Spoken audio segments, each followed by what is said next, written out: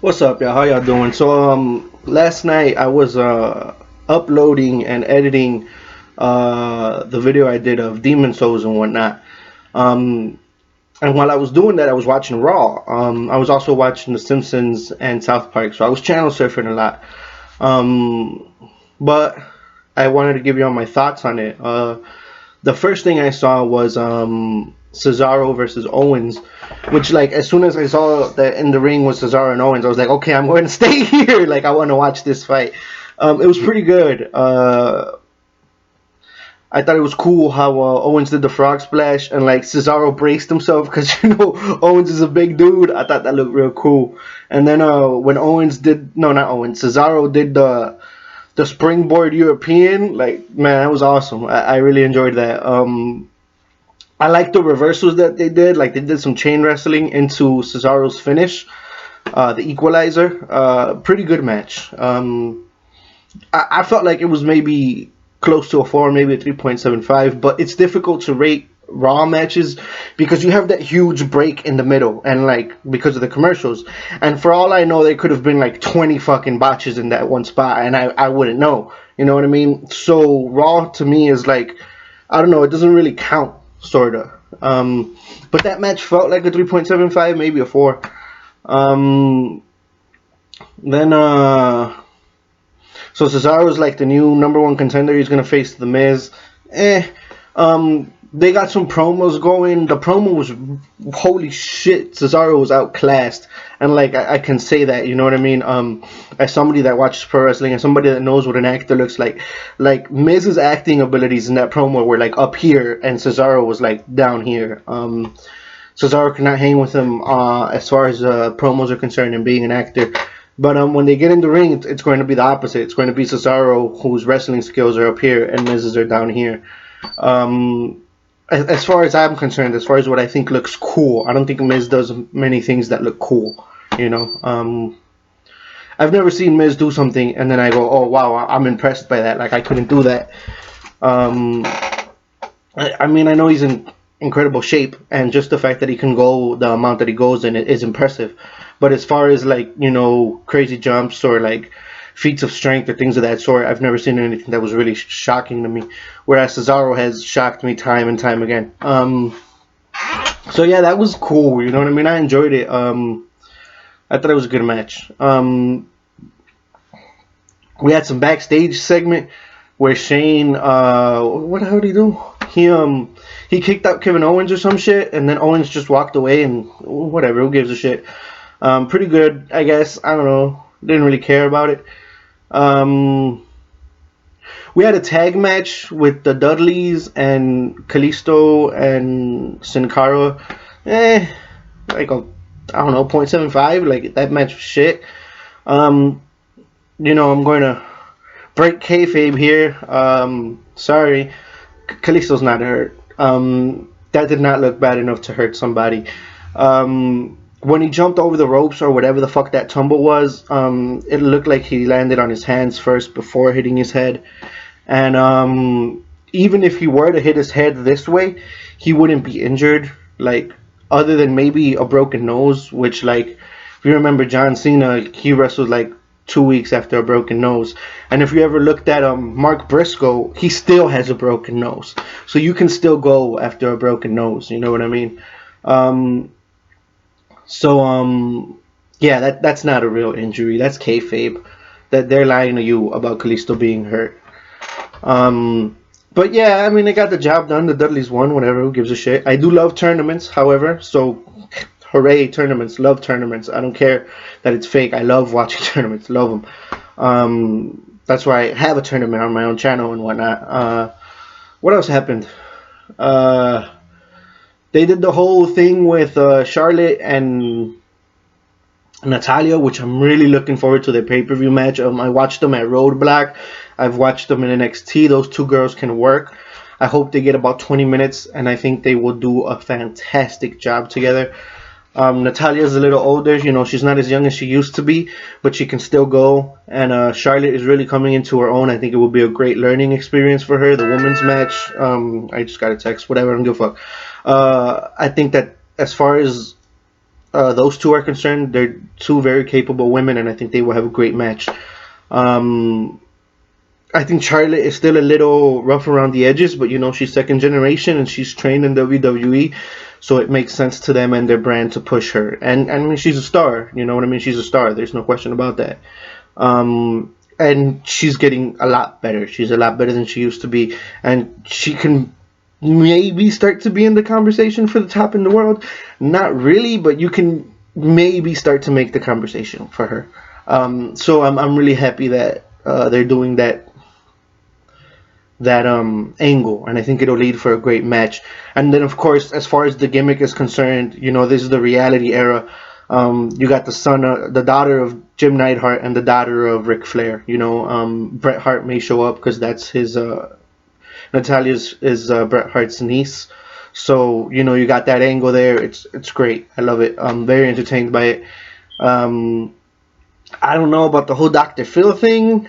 But like, the more I think about it, the more I realize he's just a fan, and he wanted a close seat for it. And shit, if I had money, I'd be like that too. I'd be like, hey, bring me on, and I'll cut a promo, but let me be, where the announcers are. I want to see the match, So I can't hate on another fan. The more I think about it, that's all it is. Dr. Phil's just a mark, like I am. So whatever.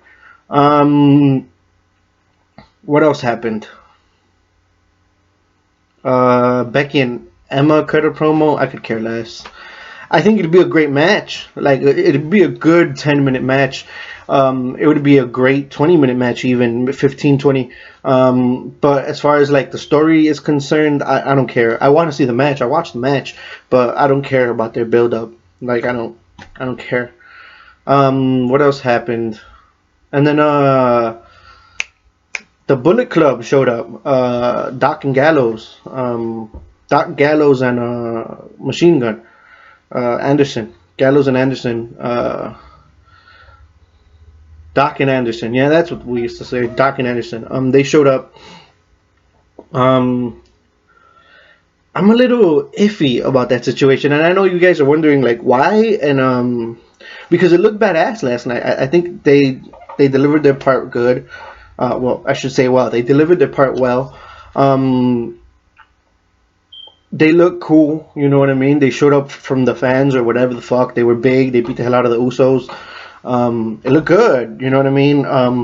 But the reason I am like kind of iffy about it is because I'm old school. I watched when Hall and Nash did the outsider thing back in the 90s. So I already know like where they're going with it.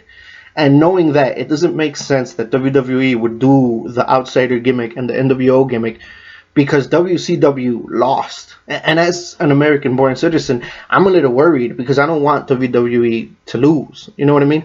But they're bringing in the Bullet Club and they're doing the NWO thing. So it's like, so wait, are you saying that New Japan is better than WWE? Because you shouldn't say that. Like, I think as far as pro wrestling is concerned and the actual in-ring product, you're right. New Japan is better than WWE as far as the in-ring product is concerned. But again, being an American, I don't want WWE to lose. You know what I mean? If they were to go to like some kind of global war or something, I don't want WWE to lose that. And obviously, you would say, well, there's probably some kind of peace treaty there, and I imagine that there is. But there was also a peace treaty between McMahon and the territories, and we saw how that turned down. McMahon fucking killed everybody, killed WCW, killed, AWA, just killed everybody. And it's like, now are we in some kind of global war? And if we are in a global war over the internet, and because you got NJPW World and you got WWE Network, like, is WWE taking the place of WCW? Is the Bullet Club and New Japan like the outsiders and the the NWO or whatever? Because when the NWO first happened back in the Monday Night Wars, Hall and Nash, the reason it was such a big deal, at least to me, was because it was like WWE was invading WCW. And now it's like New Japan is invading WWE. But the thing is, back in the 90s, WWE beat WCW. So basically, the team that is the invadee wins, and the team that is getting invaded loses. And right now, it feels like WWE is getting invaded, storyline-wise. So I'm a little iffy. I think the writers and Vince are full of themselves enough to think that they can do better than what WCW did. And I hope they can. I hope they can learn from WCW's mistakes and not go under, because I don't want to see the American promotion go under, obviously. But I guess we'll just have to wait and see. Like I said, I do not want to see the American promotion go under. So I really hope that the whole Bullet Club thing is handled properly. I think Doc Gallows and Carl Anderson are amazing talents. I've watched their work. Um, and I think whoever they get to lead the Bullet Club will be an amazing choice. I'm not going to spoil who I think it will be for y'all. But I think it's great. It's a good idea. Storyline wise, I'm intrigued. I'll watch it. I'm just worried. I don't want WWE to go out like WCW. Obviously, I want America to have a strong foothold in the wrestling business, because there's money to be made, and I want my country to make money. Obviously. As far as AJ versus Zayn is concerned, again, I wish there was no commercials, but it was a great match. I would give it like a 4.25, maybe 4.5. It was a little sloppy at the beginning. That's the only reason why it's not higher. And I think it may have been like their first time facing each other in a long time, because some of the stuff wasn't as fluid as it should have been. But it was still a great match. The spot when AJ did the sunset flip scared the fuck out of me. I thought legit Zayn was hurt. It made my heart skip a beat. It was some straight up AJPW 90 shit. I think most in the business, if you will, would call that a Kobashi bump or a Masawa bump, because back in the AJPWs in the 90s, they used to do the bumps like that all the fucking time. Like every major match had a fucking bump like that, where it would look like they landed right on their head. And in the case of Masawa, a lot of times he would land right on his head. Rest in peace. So it was frightening to see that. My heart skipped a beat. But after he no-sold it and landed the dropkick, I knew he was okay. So I guess he landed on his forearms here, which means he did it well. But the danger factor is really high on something like that, and I hope more spots like that don't happen. I do think they will add it to a match. I love seeing those kind of spots. I think fans in live attendance will gasp and be like, "Holy shit, that was crazy!" But I wouldn't want to see too many of them. Because I fear for the wrestlers' lives and their livelihood. You know what I mean? I don't want to watch another Masawa. I already watched that. I already saw somebody die in the ring. I don't want to watch it again. Same goes for like somebody like Owen Hart. Rest in peace. I'm all for the extravagance, but don't take it to those levels. You know, we should learn from the mistakes of the past generation. And I feel that way as a wrestling fan. You know, I'm not in the business or anything of the sort, but as a fan of the business, I don't want to see that. Like I'm worried. And I don't know if I'm being worked or not. That may have been worked. I don't know. Either way, don't do that shit. I don't want to be worked like that either. If it was a work, I don't want to be worked like that. But I'm guessing it wasn't a work because, you know, the news outlets reported it and things of that sort. So rest in peace to both of those guys. Tremendous talents. So yeah, then they turned Bray Wyatt face in the easiest way possible. You know, the last couple years he's been doing the "we're here" thing. So all he did was add the name of the city, and now he's a over face, like a super over face, which is like the right thing to do. Bray Wyatt has a ton of charisma. His character's awesome, and he can cut promos like nobody's business. Nobody else in the WWE right now. So I feel that's the strong, smart thing to do. Him and Reigns went over the League of Nations. I think the League of Nations can be booked a little stronger, but I mean they're heels, so I get it. Overall, I think it was a good show. I'm not sure if I'm missing anything. Like I said, I was channel surfing. This is just the stuff I wanted to touch on. I hope you enjoyed my random review here. Is there anything I'm forgetting? Let me check. I don't think I'm forgetting anything. But I'm going to get on WWE's YouTube channel right quick and see if there's anything I'm forgetting. Let's see.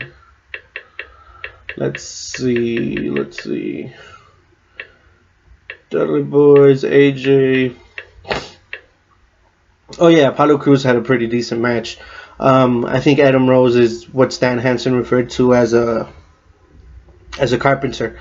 He's a really good jobber, better than most.